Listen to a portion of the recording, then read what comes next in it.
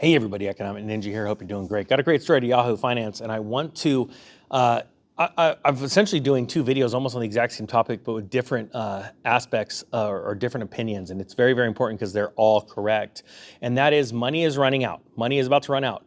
But look at the euphoria right now that's still going on. A lot of people don't understand. They're like, wait a minute, the stock market's going up. The reason why the stock market's going up is because people are now taking money out of money markets. There's an actual flow. Remember when banks, the outflow was going, M2 money supply was coming out of the banks and going into money markets, and they were seeing a big boost? Well, now that's not enough yield, and they're seeing rises in the stock markets that are possibly outperforming the money markets. Now they're taking money from money markets and going into stocks, right? There's all these things that would, to the average person that has no idea of economics or how economies work, they would say the economy is doing good, right? We're seeing tweets from the president saying that and these are lies, that the employment rate's going good. You know, it's up from where it was in the pandemic. Well, that's like you take 100 jobs away and all of a sudden you add 10. You're like, hey, look, there. You know, the other day there was 0 jobs. Now there's 10. You're like, yeah, we're still down, 90 jobs, right? But there's also things like the stock market going up and things like that where people go, oh, everything's okay. Well, it's not. And what is going to be talked about today in this Yahoo Finance article is really important. And it's entitled, YOLO Spenders Are Propping Up the Economy, says Wharton professor Jeremy Seigel, but they're about to run out of cash, all right? Now, what does YOLO stand for? It's a term, an acronym that has been embraced by stock traders for quite some time now, or a little bit of time, actually. It's pretty new, last few years. And it stands for you only live once. And that's the mentality. It's like, go for it, put it on the line. If you lose it, you could get it again, but you never know. You only live once. And quite frankly, the sad thing, this has been used by very mischievous and people with ill intentions in markets, really big money makers, to use social media to encourage the average retail investor to buy things that they probably shouldn't, where these guys sell it to them and then the stock drops. It's a sad manipulation, but it happens all of the time. Check this out. It says, when the warm weather vanishes at the end of the summer season, remember, we've been talking about the fall for a long time, how we're going to see the fall in the fall. A lot of this has to do with the temperature, with the perception of what's going on in life, the way people act or react to situations, okay? I can't be more clear than that. It's the exact same phenomenon that happens, but on the opposite side of the spectrum when it comes to economics. Like in home sales, during the springtime, when it starts to warm up, you're getting your tax return. That's why tax returns come out in the spring, is because the government knew that that's the time to spur growth and to get excited. People get out and they start cutting their grass. They start fixing up their homes. They're getting out of hibernation, just stretching, going, this is exciting, and everything rallies, right? The opposite happens in the fall. When things get cold, it's back to school time. There's a lot of stuff going on. You go from the pleasure, the excitement of the sun and fun and vacation to, oh man, we all have to live now and hit the daily grind, all right? People get a little bit more depressed. It's just, this is what happens. It says here again, the warm weather vanishes at the end of the summer season. It could take the economy's unexpected buoyancy with it. According to Wharton professor Jeremy Seigel, the U.S. economy, or Seigel, appears to be progressing smoothly with the resilient consumer impervious to the impact of higher borrowing costs. These spenders are the YOLO, you only live once customers, who Seigel believes are spending the last of their cash reserves on traveling and enjoying the summer. However, the Russell E. Palmer professor warned that this could signal the last good stretches of the economy before the summer ends and the credit card bills come due. He added that in the past, when students return to school in September and October, this has previously made for some dicey periods in the market. Think 2008.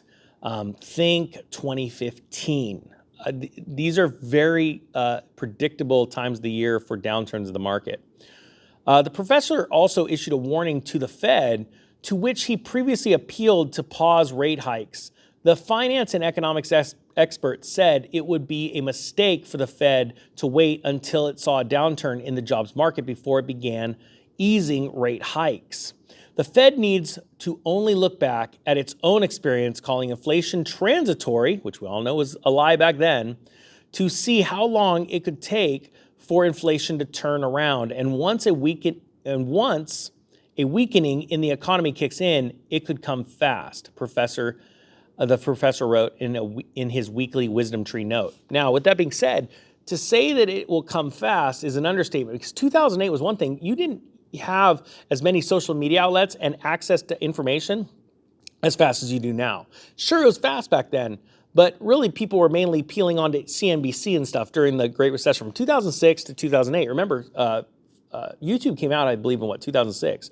It was very, very little use in economics and finance in 2008, all right? It was out there, but it was very small. As a matter of fact, I know some of the people that started doing finance. The first finance guy is on YouTube.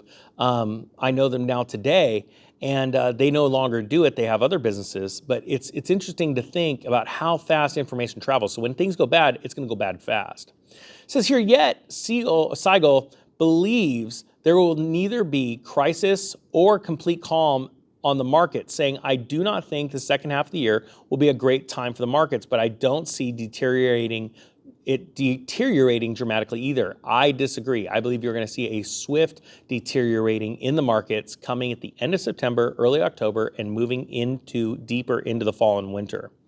The story goes on to talk about what Bill Gross says. I'm doing a video about that today, so I don't want to jump into that. But check this out. It says here, experts have long believed the Fed was going to push the public to the pain point. Experts aren't that bright, because the Fed literally straight came out and said, and this was Jerome Powell, directly from his mouth, you are going to experience pain.